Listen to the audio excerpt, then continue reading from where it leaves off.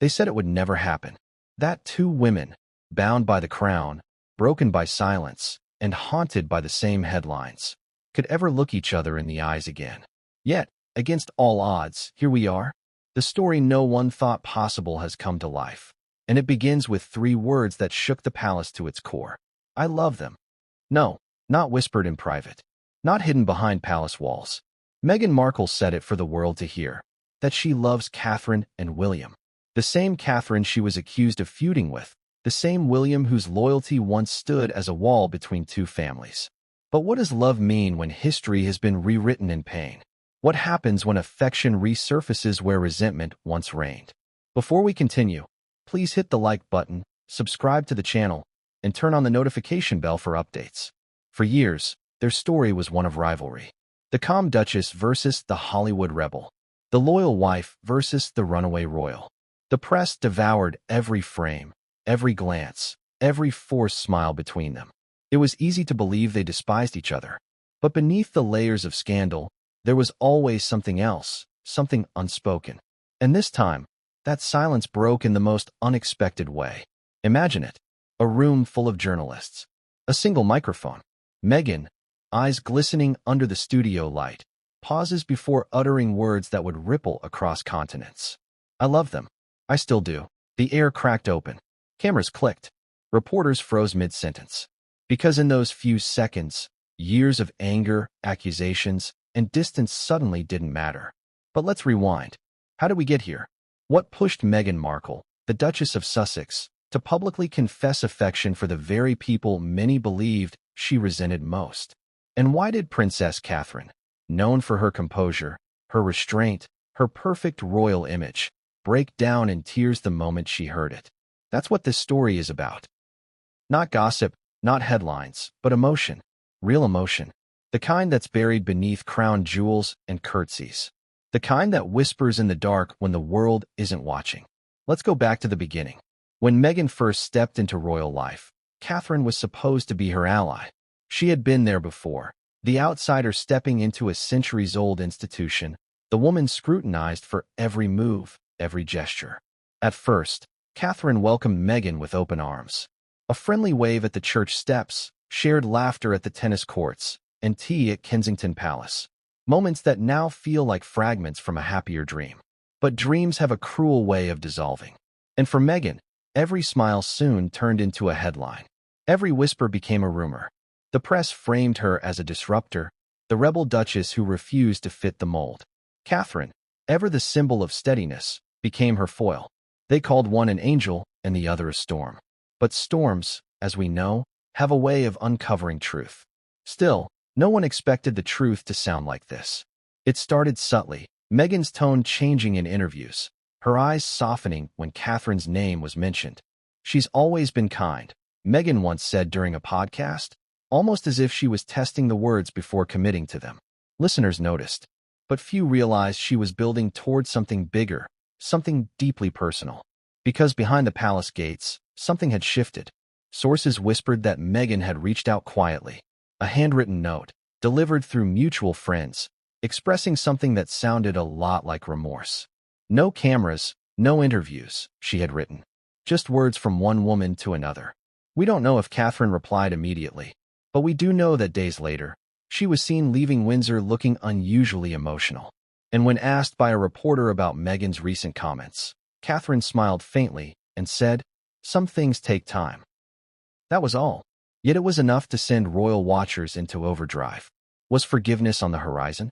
Was the rift healing after years of silence? Then, the interview aired. The one where Meghan, seated across from a journalist known for asking uncomfortable questions, finally opened up. "Do you regret how things ended with Catherine?" the host asked. There was a pause. Meghan looked down, took a deep breath, and whispered, "I never stopped loving her. I never stopped loving William, either. We were family, in every sense of the word." That line changed everything. Within hours, the world was divided. Some called it manipulation, a calculated attempt to soften her image.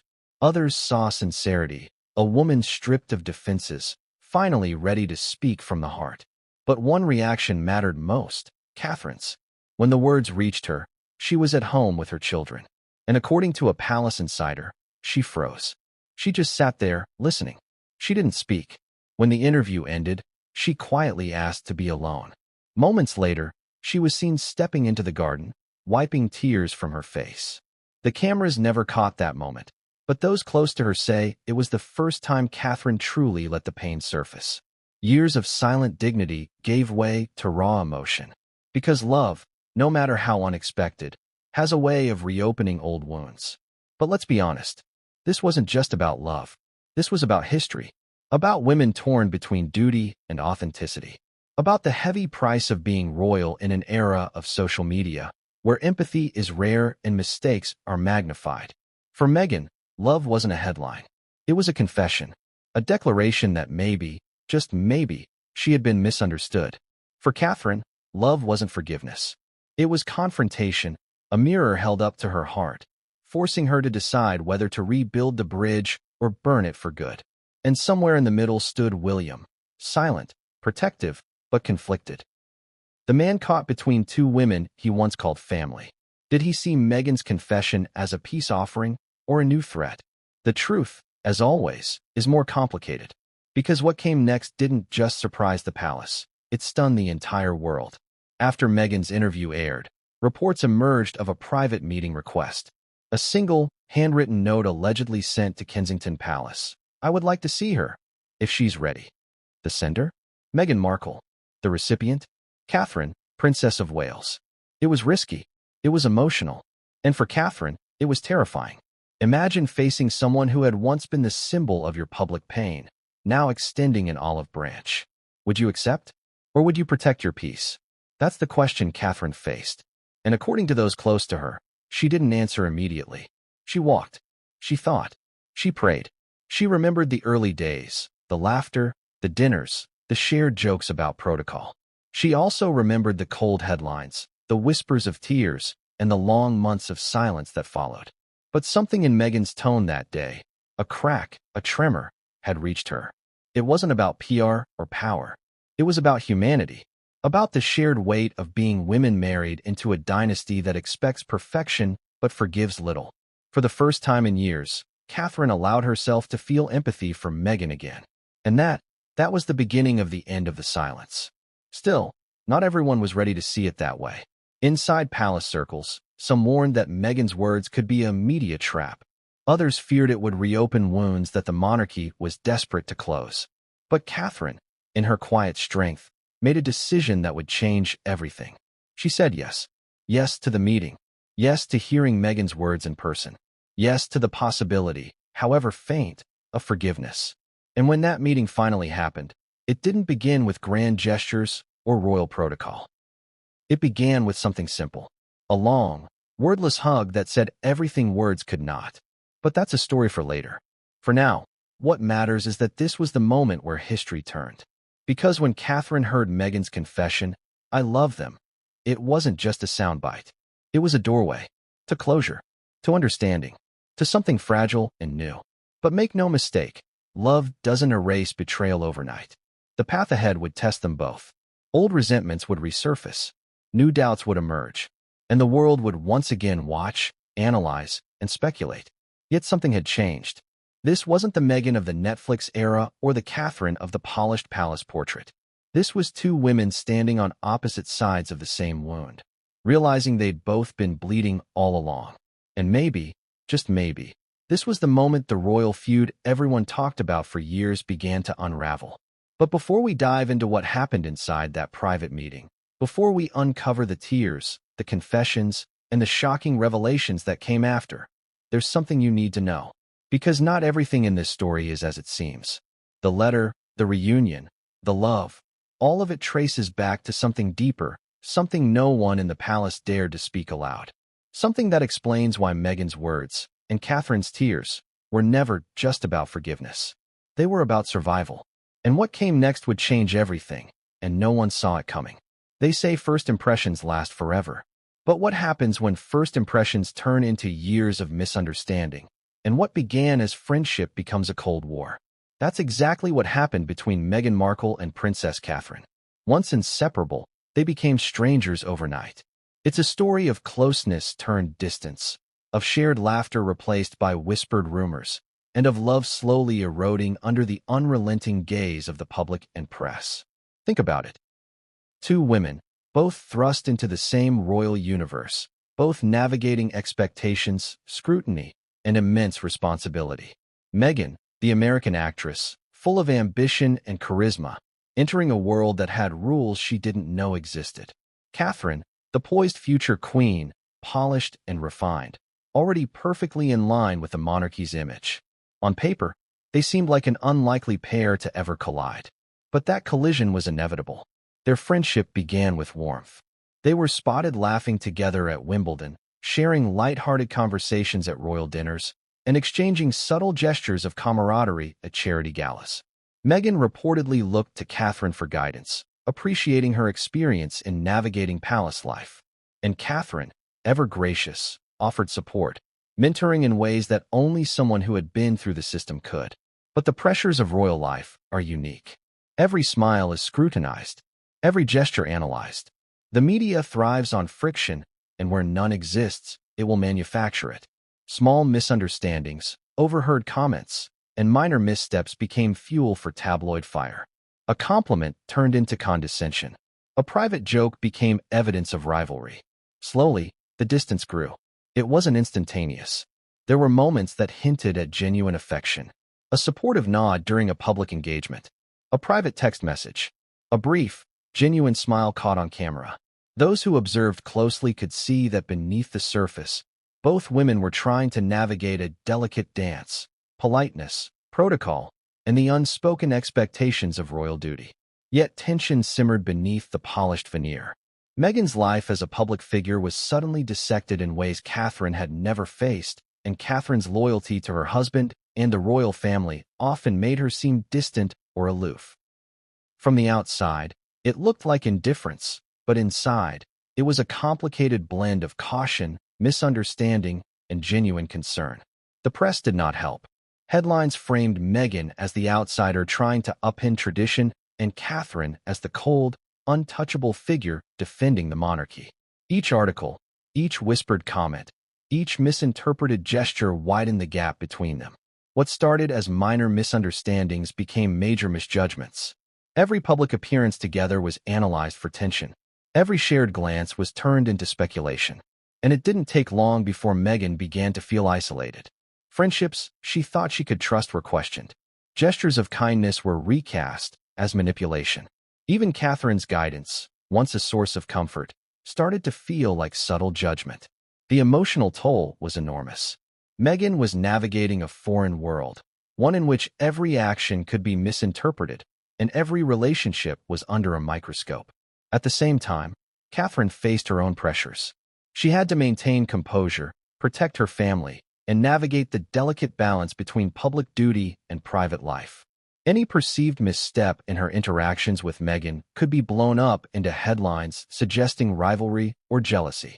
And with Harry and Meghan's increasing media presence, Catherine's life became even more scrutinized. The woman who had been poised, calm, and collected for years found herself facing a situation she had never anticipated, a friendship in peril under public and private pressures. The turning point, insiders say, came during what should have been a routine royal engagement. A subtle disagreement, a misread comment, a fleeting look. Nothing monumental on its own, but in the heightened environment of scrutiny, it became the spark. What should have been minor friction quickly escalated into a narrative of estrangement. Suddenly, the press was framing Meghan and Catherine as enemies. And once that story took hold, it became almost impossible to undo. Meghan, reportedly frustrated by constant misrepresentation, began to withdraw. Attempts to communicate directly were stymied by palace staff, media leaks, and protocol restrictions. Catherine, in turn, became cautious, protective, and distant, trying to maintain dignity while navigating a minefield of public perception. What once was a budding friendship turned icy, punctuated by polite nods and careful conversations. It was in these frozen years that the foundation for later reconciliation or confrontation was laid. The distance wasn't just about personal differences. It was about survival in a world where image is everything and privacy is a myth. Meghan and Catherine both had to protect themselves, their families, and their public personas, and in doing so, they inadvertently allowed the rift to deepen. And yet, despite the years of distance, there were always cracks in the ice. Private aides and friends occasionally noted glimpses of warmth, subtle gestures that reminded everyone involved that the friendship had not been completely extinguished. A lingering glance, a small act of consideration, evidence that beneath the surface, empathy and understanding still existed. For Catherine, those moments were fleeting, almost imperceptible, but they mattered. They hinted at the possibility that the friendship could be revived. For Meghan, they were a reminder that connection was possible, that the estrangement had not fully severed bonds that had once been strong. But the world never allowed that nuance to flourish. Every small step toward reconciliation was overshadowed by media narratives, palace protocol, and the intense public fascination with royal drama. Friends of both women described the period as emotionally exhausting, a delicate dance of gestures, words, and appearances that could never truly capture the depth of their relationship or the complexity of their feelings. And now, years later, we stand at a turning point.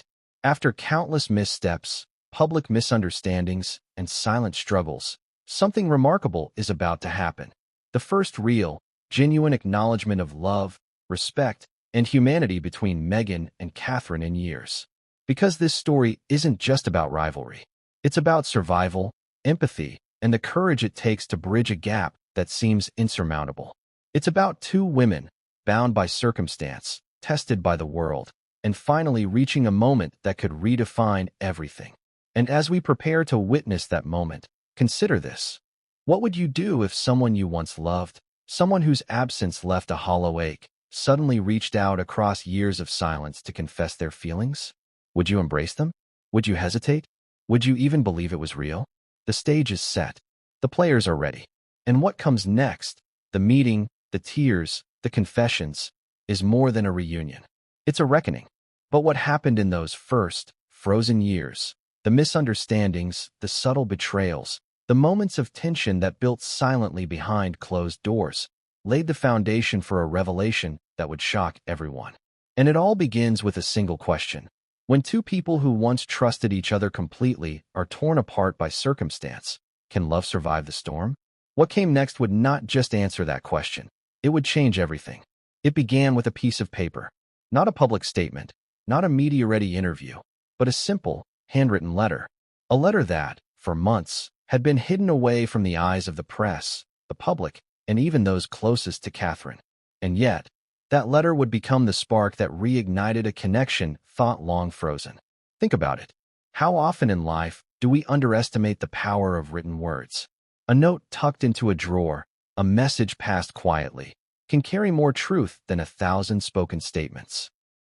Meghan Markle, known for her charisma, her poise, and at times her defiance, had chosen this very subtle form of communication to reach out. A letter to Catherine, expressing what could not yet be said in person, and revealing emotions that were raw, unfiltered, and profoundly human. Why a letter? Why not a phone call or a text? Sources close to Meghan suggest that in her mind, words spoken aloud could be misinterpreted, sensationalized, or twisted by palace staff or media. Written words, however, allowed her to craft her message carefully, layer it with nuance, and ensure that her true intent, love, remorse, and hope for reconciliation would not be lost in translation. The letter began simply, almost innocuously. "I hope this finds you well," Meghan wrote. But beneath that polite opening lay a torrent of emotion, a cascade of feelings built up over years of misunderstanding, isolation, and media scrutiny. She recounted moments of laughter and shared experiences, subtly reminding Catherine of a time when they had been allies, confidants, and, in some ways, friends. Every anecdote was carefully chosen, a smile, a gesture, a shared joke, moments that demonstrated that their bond had once been real and meaningful. But Meghan did not shy away from addressing the fractures that had since emerged. She acknowledged the distance, the tension, and the misunderstandings that had grown over time. "I know I have been distant," she wrote. "I know that my actions and words have not always reflected the respect and love I feel for you and William. I am sorry for the pain I have caused, for the moments when silence became a barrier instead of a bridge. These were not empty words. Insiders described the letter as intensely personal, written in Meghan's unmistakable handwriting, filled with pauses and edits that demonstrated her careful thought. Every sentence reflected self-awareness, vulnerability, and an earnest desire to repair something precious that had been lost. Catherine, for her part, did not receive the letter immediately. According to palace insiders, it was first delivered to her aides, who debated whether it should be handed over. The decision was fraught with tension. Could Catherine trust the message? Was it sincere, or was it a calculated move designed for public optics? These questions lingered in the background, reflecting the complex dance of trust and skepticism that had defined their relationship in recent years. When Catherine finally received the letter, she was alone in her study. The quiet of the room contrasted sharply with the turmoil that awaited her in those carefully penned words. As she read, Catherine reportedly experienced a range of emotions: disbelief, surprise, curiosity, and even a faint glimmer of hope. The woman who had been portrayed in headlines as unyielding and stoic was confronted with the humanity of someone she had once known intimately, and it moved her. The letter went on to express Meghan's recognition of the public perception that had contributed to the distance between them. She acknowledged the media scrutiny, the relentless tabloid narratives, and the misunderstandings that had shaped the public image of their relationship. "I understand that the world has painted us as rivals," Meghan wrote, "but I want you to know that my feelings have never reflected that narrative. You and William have always been family to me, in every sense that matters." There were passages that were particularly striking. Meghan admitted her regrets, her fears, and her longing to restore a connection. She referenced moments that were likely private, known only to those within the royal circle, hinting at shared confidences, jokes, and experiences that had cemented their early bond. By invoking these private memories, Meghan created a bridge between the past and the present, reminding Catherine of the foundation that once existed between them.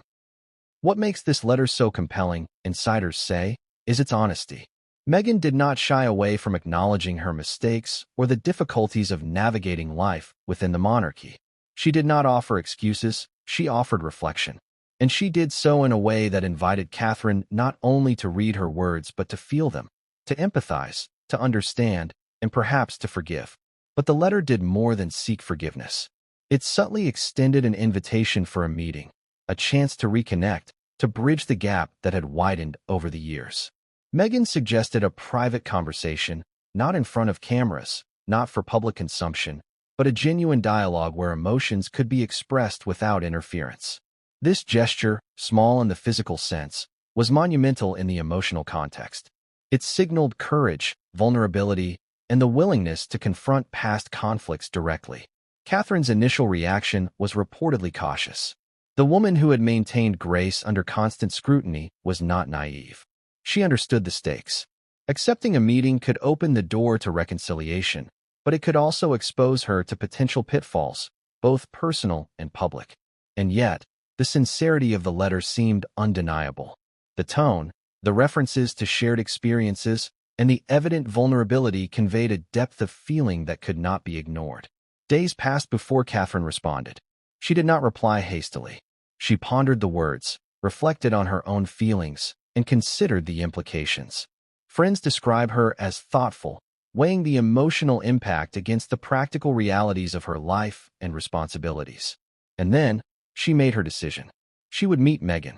The meeting was arranged discreetly, away from the glare of cameras and the intrusion of palace staff. The location was chosen carefully, private, neutral, and secure. This was not a media opportunity, not a staged photo, but an authentic space for two women to confront the past and explore the possibility of restoring trust. The anticipation leading up to that meeting was intense. Both women understood the significance of the moment. For Meghan, it was the culmination of years of reflection and emotional labor, a chance to express what she had long carried in her heart. For Catherine, it was a moment of reckoning, to see whether the sincerity in the letter translated into genuine intent. And yet, as those close to Catherine later described, the letter alone had already begun to soften her heart. The words resonated in ways that no public statement could. They reminded her of the humanity behind the titles, the woman behind the headlines. They rekindled the empathy that had once allowed her to see Meghan not as a rival, but as a fellow human navigating the pressures of a highly scrutinized life. But the letter did more than initiate a personal reconciliation. It also disrupted the palace narrative. For years, media outlets had spun the relationship between Catherine and Meghan as fractured and adversarial. But here was evidence to the contrary, a quiet, thoughtful, and deeply personal attempt to repair what had been broken. And it begged the question, could the private truth of these women finally outweigh the public perception?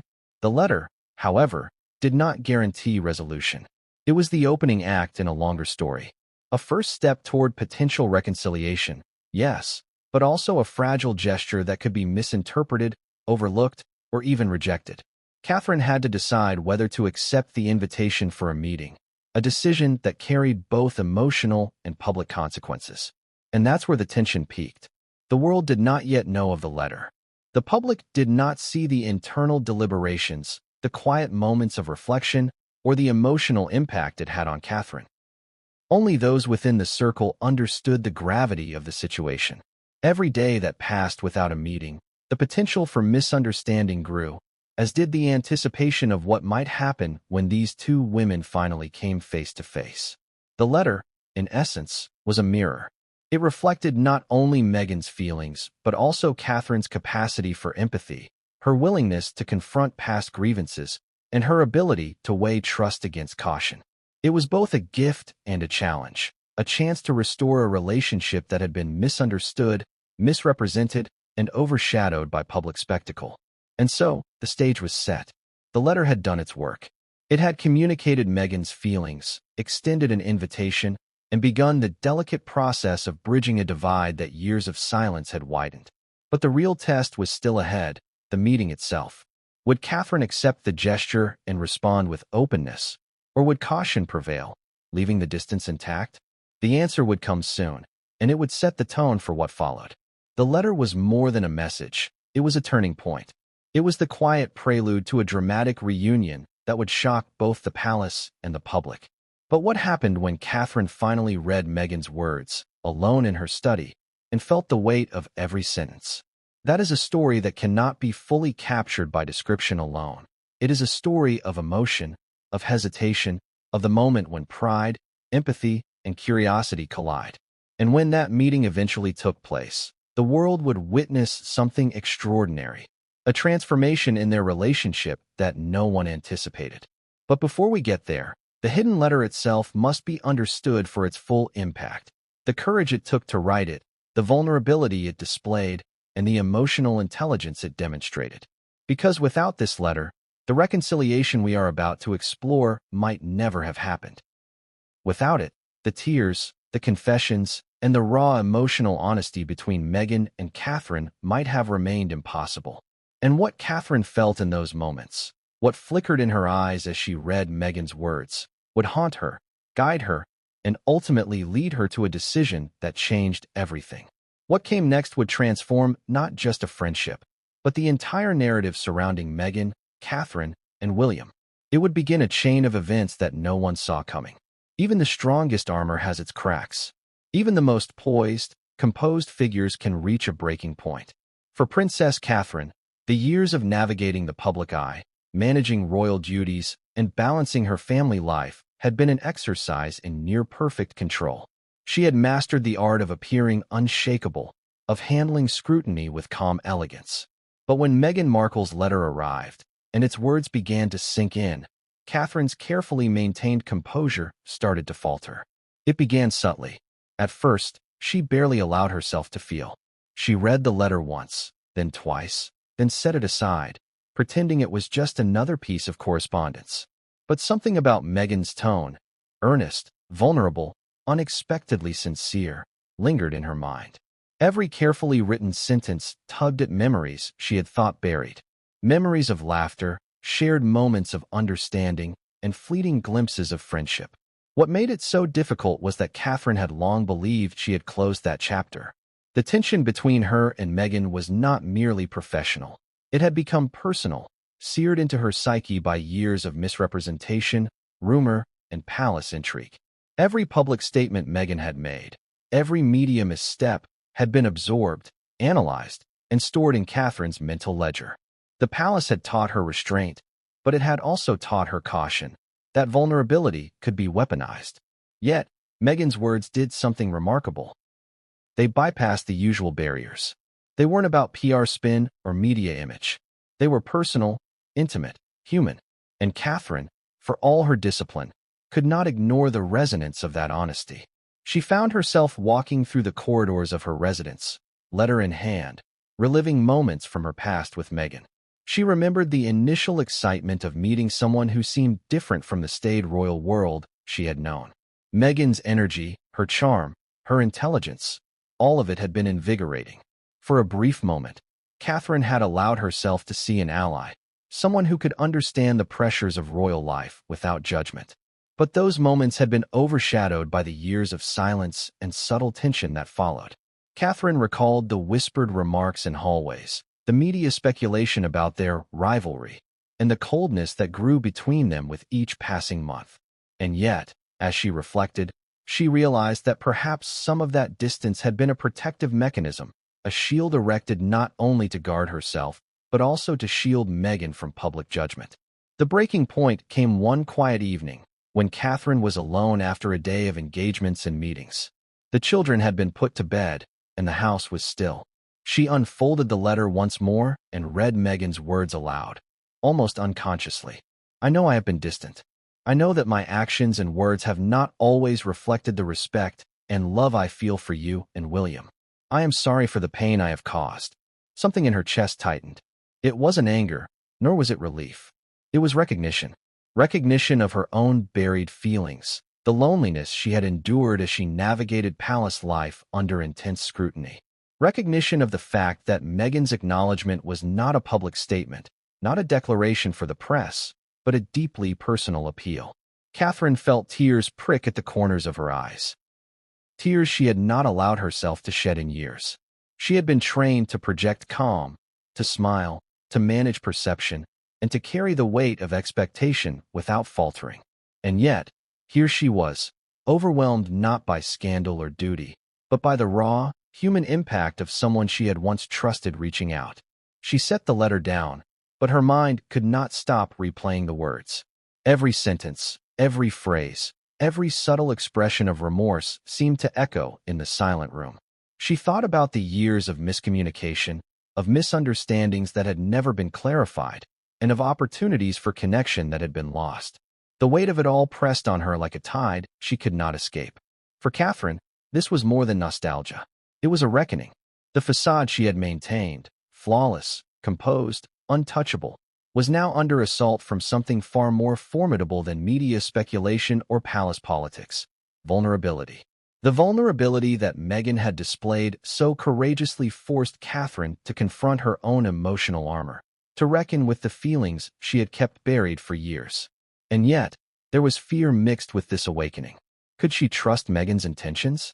Was this a genuine gesture, or was it another carefully orchestrated move designed to sway public opinion? Catherine had learned, through experience, that appearances could be deceiving. But there was something different about this letter, something authentic that reached past caution and skepticism. That evening stretched into the night. Catherine found herself pacing the quiet rooms, memories colliding with anticipation. She thought about William, about how he had tried to mediate, about the loyalty he demanded and the love he protected. She thought about the children, about the family they had all built, and about the stakes involved in allowing emotions to surface after years of silence. In those solitary hours, Catherine's breaking point became apparent. It was not a dramatic outburst, nor was it a moment of public collapse.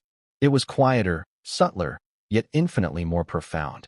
She realized that she could no longer ignore her feelings. She could no longer suppress the curiosity, the longing, and the empathy that Meghan's words had sparked. Friends close to Catherine later described her as haunted by the letter. Not haunted in fear, but haunted by the possibilities it represented. What if reconciliation was possible? What if the years of estrangement could be bridged by honesty and vulnerability? What if she allowed herself to feel, truly feel, the emotions that had been buried under protocol, media narratives, and royal expectations. And with that realization came another, the necessity of action. To ignore the letter would be to deny an opportunity for clarity, closure, and perhaps even healing. To respond, however cautiously, was to open herself to potential risk, emotional, relational, and even public. But Catherine was no stranger to risk. She had navigated public scrutiny, family pressures, and palace expectations with grace and intelligence. And now, she understood that the greatest risk might be in choosing silence. The breaking point, in essence, was a moment of emotional clarity. Catherine recognized that the time for restraint had passed. The letter had pierced the carefully maintained armor she had built over the years. It had forced her to confront the complexity of her feelings toward Meghan, a mixture of curiosity, empathy, guarded hope, and unresolved tension. That night, Catherine made a decision. She would not dismiss the letter. She would not bury it. She would allow herself to respond, to acknowledge Meghan's words, and to consider the possibility of a meeting, a private, controlled, and honest confrontation where both women could speak and be heard without the interference of palace protocol or public scrutiny. But the decision did not come easily. It carried consequences, both personal and public. Accepting Meghan's invitation could be seen as a gesture of reconciliation, a public statement of goodwill, and a potential catalyst for media frenzy. Rejecting it could reinforce the perception of distance and estrangement, leaving unresolved tension to fester. The choice was delicate, nuanced, and fraught with uncertainty. Catherine's breaking point was thus not a moment of weakness, but a moment of courage. It required acknowledging her own vulnerability, confronting years of emotion she had kept hidden, and choosing to act despite uncertainty. In essence, it was the first step toward a reunion that neither history nor expectation could have predicted. And as Catherine contemplated the next move, one thought dominated her mind. What would happen when Meghan finally saw her tears? What would Meghan make of the emotions that had been restrained for so long? Could two women, separated by years of misunderstanding and palace scrutiny, find a path toward genuine connection? The answer lay ahead, in a meeting that would test their emotions, their trust, and their resilience. The letter had opened the door, but the journey through it had only just begun. What Catherine felt in that breaking moment, a combination of fear, hope, and raw emotion, would shape every interaction that followed. And when the reunion finally occurred, it would not simply be about forgiveness or public perception. It would be about two women confronting the weight of years, the complexities of duty, and the power of vulnerability. The palace world, the public, and even William were about to witness something extraordinary. A fracture that seemed permanent was on the verge of transformation. And Catherine's tears, which had once been held in private, were about to become a symbol of a moment that no one expected. But when the door finally opened and Meghan stepped across the threshold, the real test of emotion and reconciliation would begin. And what came next would change everything, and no one saw it coming. They say first impressions are everything. But what happens when there are no cameras, no public audience, no flashing lights to guide behavior?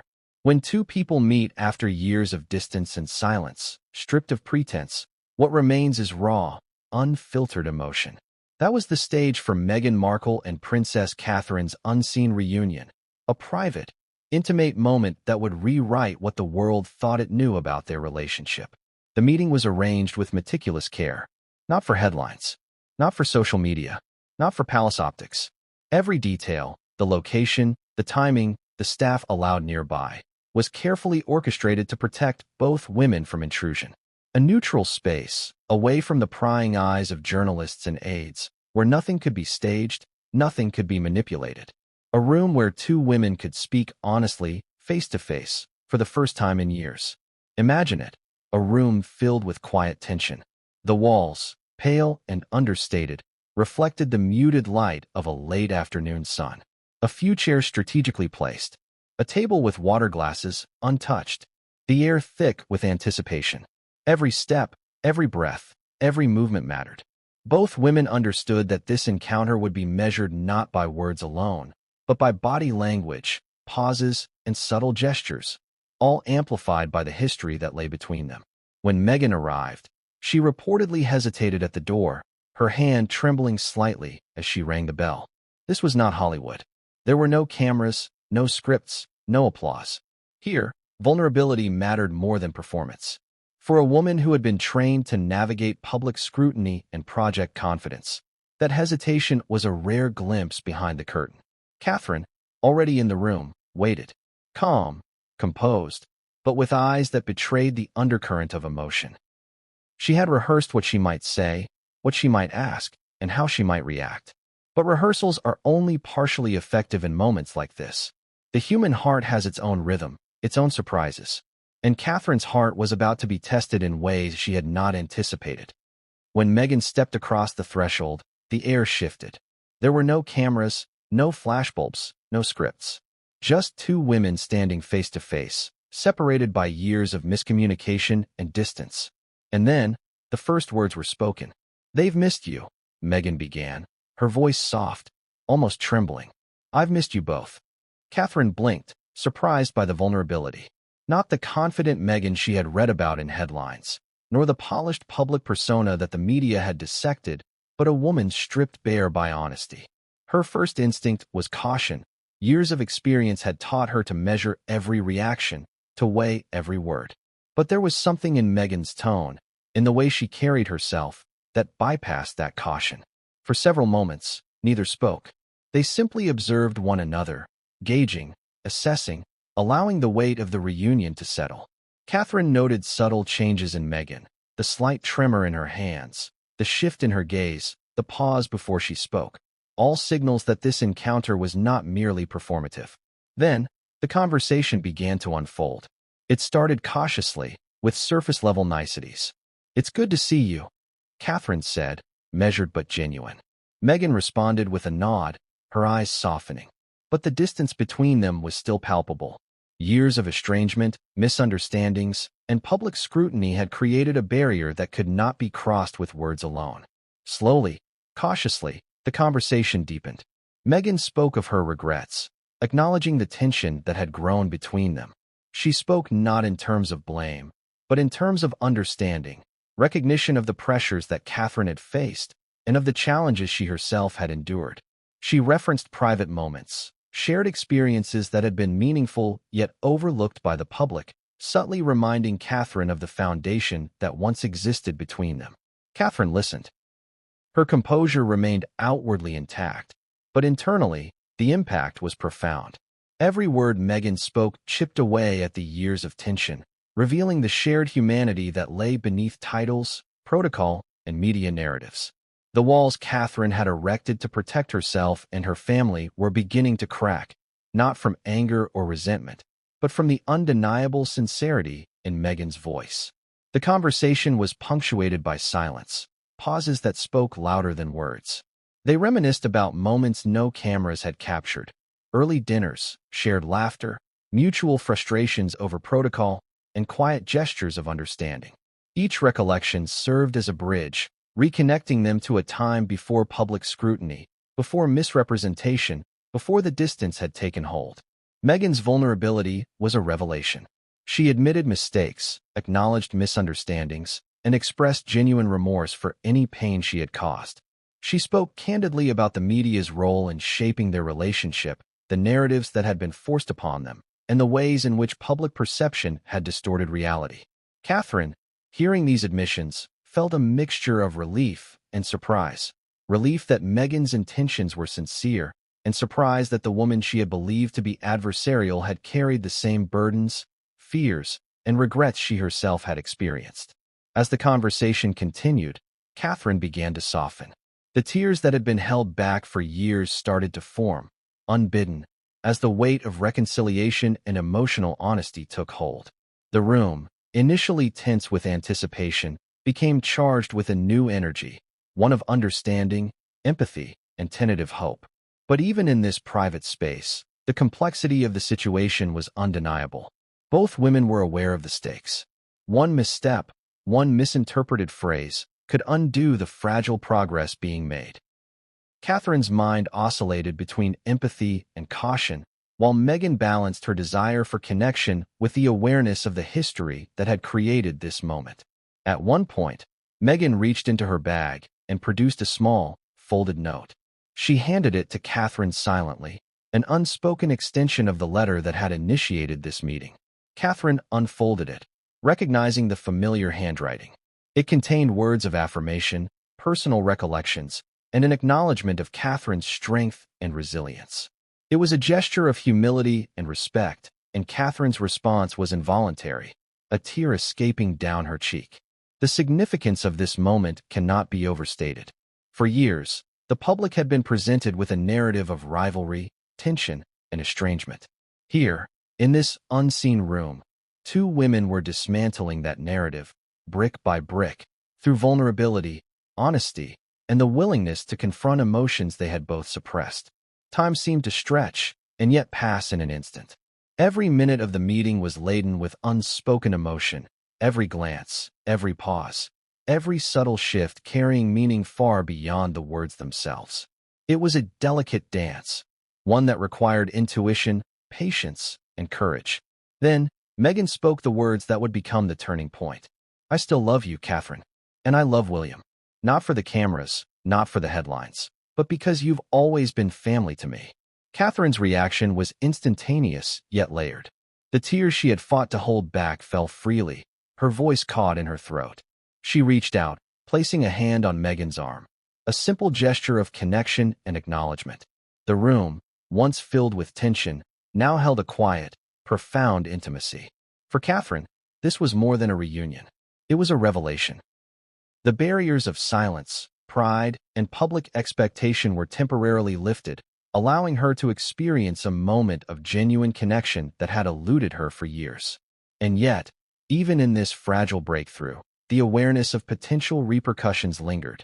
They both knew that the public, the media, and even the palace hierarchy could react unpredictably if this private moment were ever revealed. As the meeting drew to a close, neither woman wanted to leave, yet the reality of their responsibilities loomed. Meghan's hand lingered in parting, a silent plea for continued understanding and connection. Catherine nodded, tears still glistening, aware that this encounter was only the beginning, a prelude to the reconciliation and emotional revelations that were yet to come. And in that quiet, unseen room, a new narrative began to emerge, one of empathy, vulnerability, and tentative trust, one that had the potential to reshape not only their personal relationship, but the perception of their roles within the royal family and in the eyes of the world. But as they stepped away from the meeting room, each woman understood one thing clearly. The public and private worlds were about to collide. The emotions they had just navigated in privacy could not remain hidden forever, and the consequences of that collision were unpredictable. What Catherine and Meghan felt in that moment, relief, hope, and lingering uncertainty, would soon face its greatest test. And what came next would shock not just them, but the entire palace, the public, and a media landscape primed to dissect every expression, every word, every gesture. The unseen reunion had taken place. The doors had closed.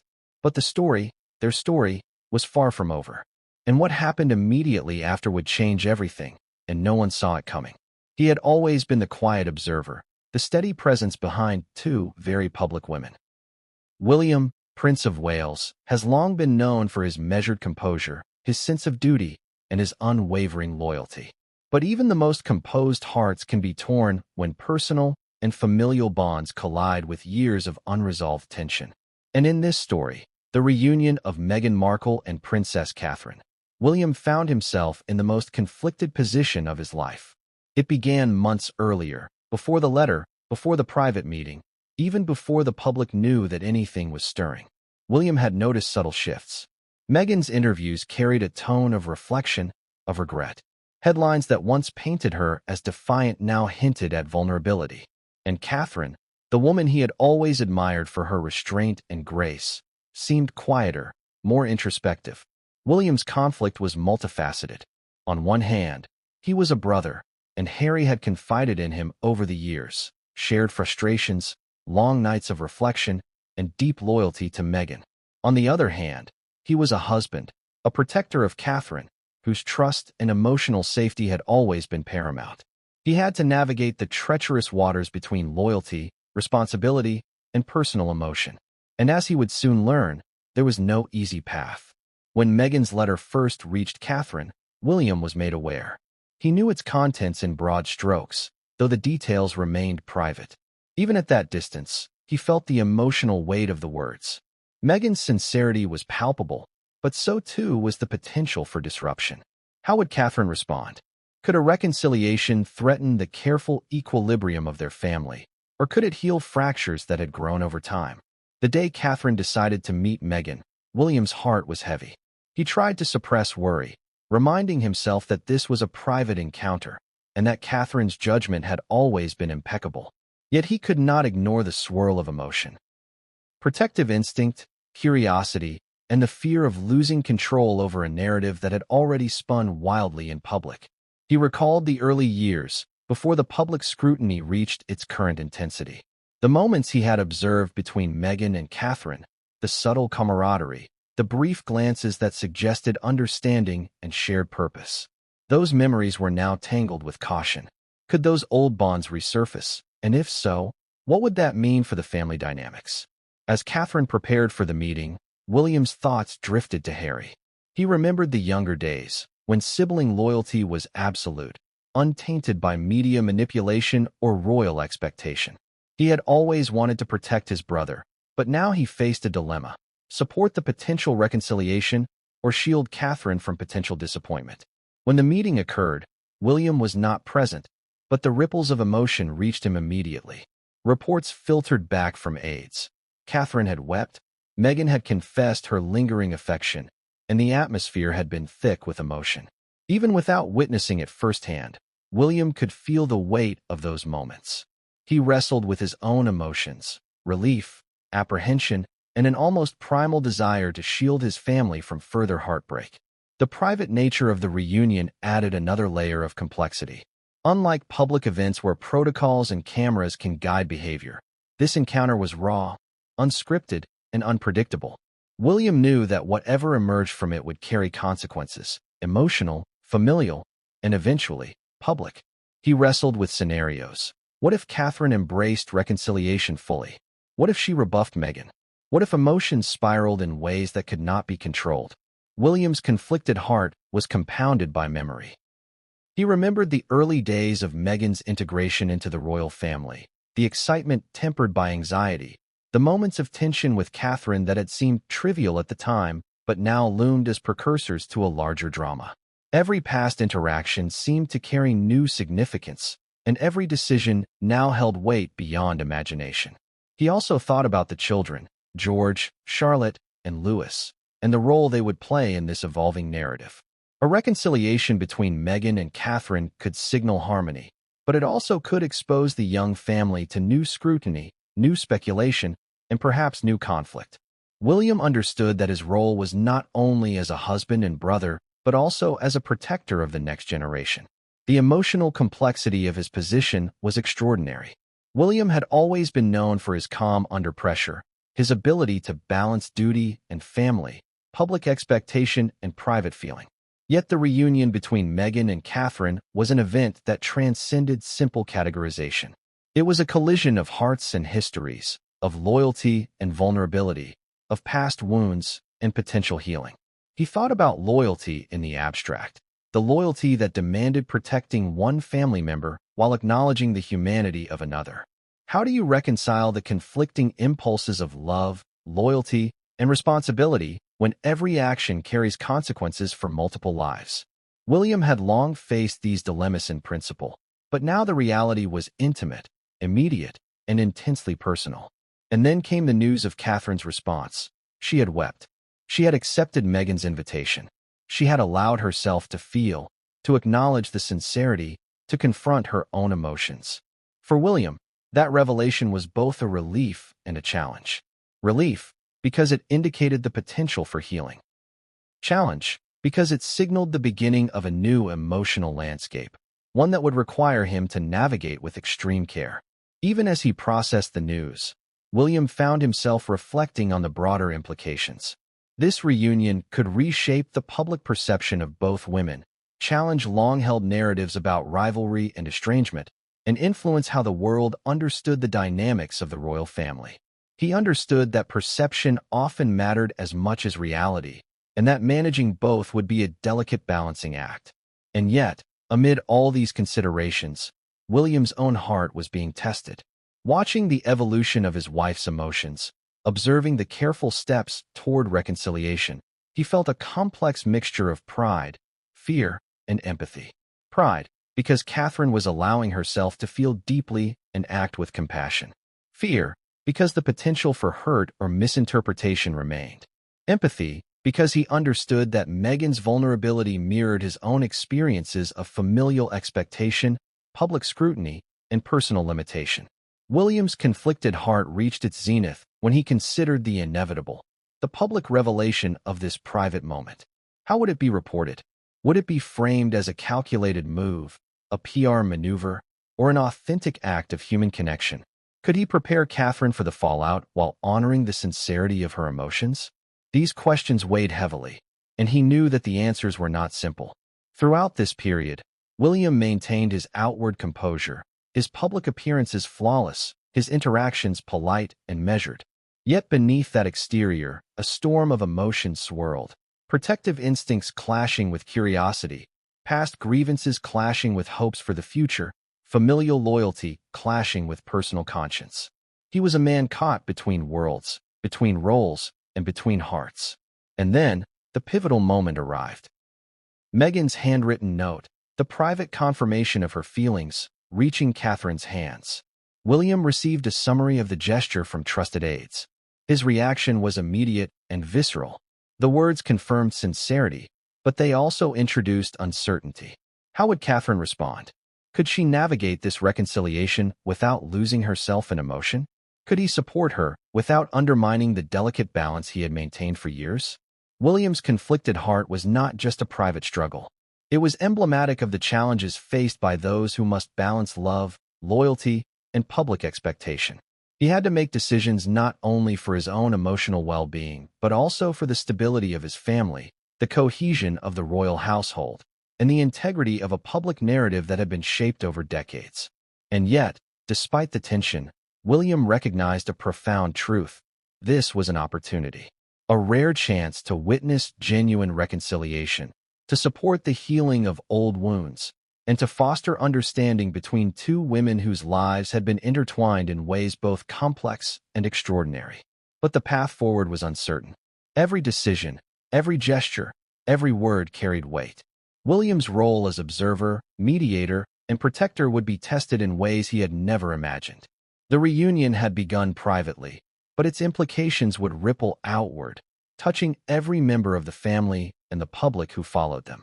As Catherine read Meghan's words, as she allowed herself to feel, as the unseen reunion unfolded behind closed doors, William's conflicted heart watched from the periphery, balancing hope with apprehension.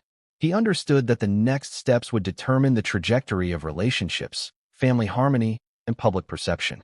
And he knew that, whatever happened, nothing would ever be the same. The reunion, the tears, the confessions, they were only the beginning. William's internal struggle, his balancing act between loyalty and empathy, would play a decisive role in shaping the next chapter. And as the private meeting drew to a close, he faced a moment of truth. How would he navigate the aftermath, protect those he loved, and reconcile his own conflicted heart with the unfolding reality?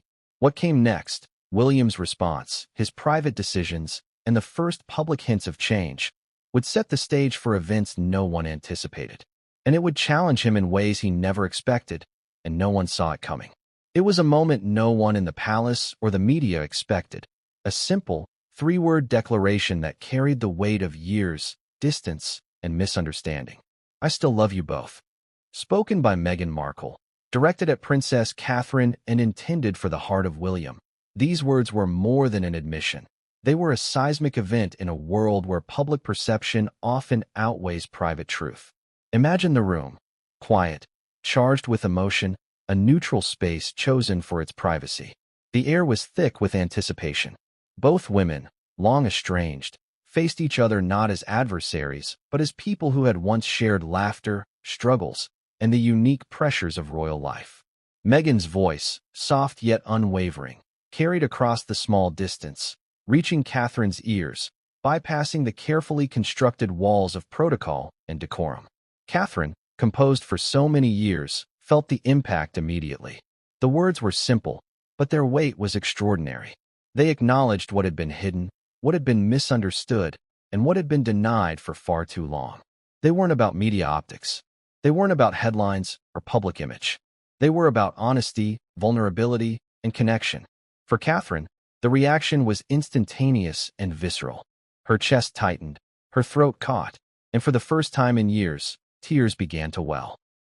Not tears of anger, not tears of frustration, but tears of recognition.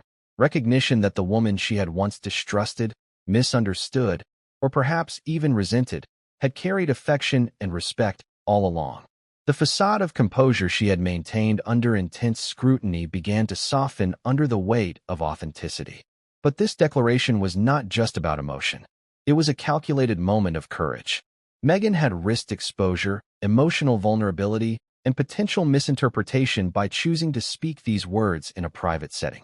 It was a demonstration of bravery, of the willingness to face a fractured relationship head-on, and of the desire to heal what had long been broken.